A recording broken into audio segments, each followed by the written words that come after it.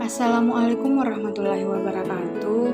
Hai guys, perkenalkan nama saya Nurul Sakina dengan NIM 22040450031 kelas BK1C Prodi Bimbingan dan Konseling Fakultas Ilmu Pendidikan Universitas Negeri Makassar. Nah, pada video kali ini saya akan menjelaskan mengenai pengertian, tujuan, dan fungsi bimbingan dan konseling untuk memenuhi ujian akhir semester mata kuliah dasar-dasar BK yang diampu oleh Bapak Ahmad Harum, SPD, MPD. Nah, adapun pokok-pokok pembahasan yang akan kita bahas ke depannya, yaitu yang pertama adalah pengertian bimbingan dan konseling. Yang kedua adalah tujuan bimbingan dan konseling. Dan yang ketiga adalah fungsi bimbingan dan konseling. Nah, baiklah, mari kita masuk pada pokok pembahasan yang pertama, yaitu apa itu bimbingan dan konseling. Mari kita bahas mengenai pengertian bimbingan dan konseling.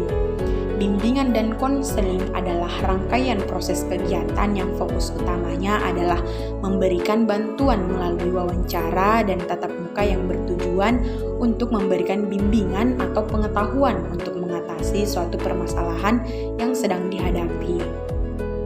Nah, pokok pembahasan yang kedua yaitu apa tujuan bimbingan dan konseling. Ada dua tujuan bimbingan dan konseling, yaitu secara umum dan secara khusus. Yang pertama adalah tujuan umum.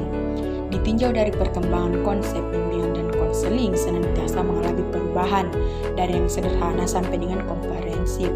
Tujuan bimbingan dan konseling yang mengikuti pada perkembangan konsep bimbingan dan konseling pada dasarnya adalah untuk membantu individu memperkembangkan diri secara optimal sesuai dengan tahap perkembangan dan predisposisi yang dimilikinya, berbagai latar belakang yang ada serta sesuai dengan tuntutan positif lingkungannya.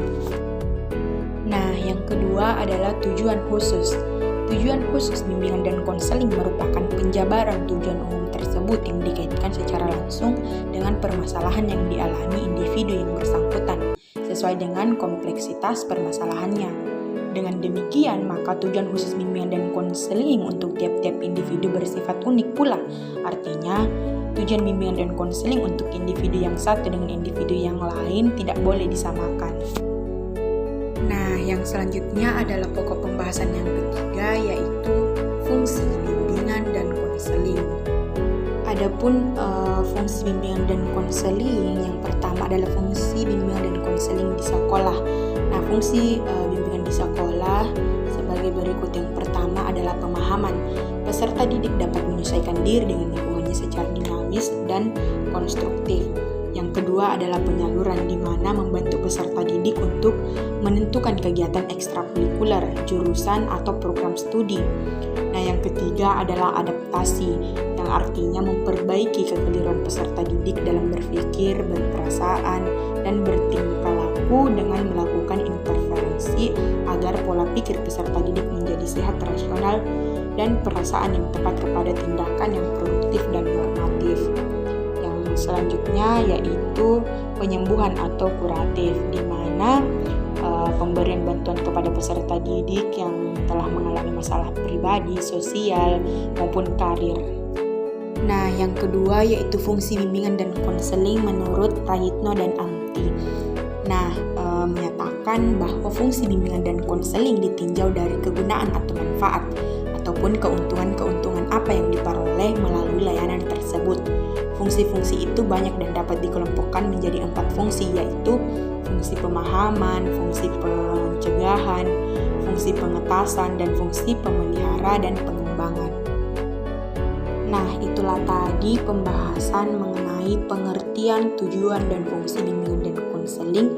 Semoga bisa bermanfaat, dan saya akhiri dengan ucapan wabillahi taufiq wal hidayah. Wassalamualaikum warahmatullahi wabarakatuh.